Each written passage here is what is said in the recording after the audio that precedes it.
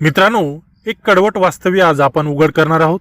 अमेरिकेत तेजी तर भारतात तेजी, अमेरिकेत मंदी तर भारतात मंदी. म्हणजे काय? आपल्या देशातला कापसाचा भाव, आपल्या शेतकऱ्याच्या कष्टाची किंमत ही जर अमेरिका ठरवणार असेल तर मग भारत सरकारची, कोणत्याही नेतृत्वाच्या सरकारची गरज तरी काय उरते? हा प्रश्न विचारण्याची वेळ आता आली आहे. आणि हा प्रश्न माझ्या एकट्याचा नाही, हा प्रश्न शेतकऱ्यांच्या मनात खोलवर आहे. आपला शेतकरी पांढऱ्या सोन्यासाठी वर्षभर जीव तोडून मेहनत करणारा, पण बाजारात भाव पडले की सर्वात आधी जखम त्याच्याच मनावर होते. आणि सरकार मात्र सांगतं जागतिक बाजार पडलंय, रुईचे रेट खाली आहेत.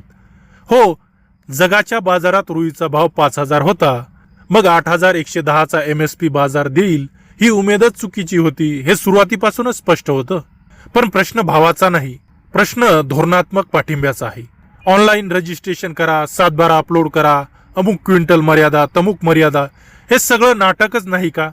एका जिल्ह्यात 3 क्विंटल तर दुसरीकडे 7 क्विंटल, हा फरक कशाच्या आधारावर? जमिनीची पोत वेगळा, पाऊस वेगळा, पेरणीची तारीख वेगळी, एका शेतात 2 तुकडे. मागच्या वर्षी जिथे कापूस आला त्या वर्षी तिथे कमी, आणि मागच्या वर्षी कमी आला त्या तुकड्यात यंदा जास्त. शेती विज्ञानाने बदलते, धोरण मात्र कागदाच्या आकड्यावर ठरवलं जातं. सरकारला खरोखरच शेतकऱ्यांचं हित जर मनावर असेल तर एकच घोषणा करावी, शेतकरी जितका कापूस बाजारात आणेल तो सर्व कापूस आम्ही MSP ने विकत घेऊ. बस, याने खेळ बदलतो. 2008 साल आठवून बघा. त्या वर्षी मनमोहन सिंगांनी कापसाचा भाव 2,000वरून थेट 3,000 केला, आणि त्या वर्षी CCI प्लस नाफेड यांनी महाराष्ट्रात तब्बल 2.5 लाख क्विंटल कापूस MSP ने विकला होता. तोटा झाला तरी घेतला. मग आज का नाही घेता येत? देश मोठा झाला, अर्थव्यवस्था 10 पट झाली, पण शेतकऱ्याला आधार द्यायला पैसे नाहीत. त्याचं उत्तर कोण देणार? सरकार म्हणतं किसान ॲपवर नोंदणी करा, पण अनेक शेतकऱ्यांकडे अँड्रॉइड फोन नाहीत.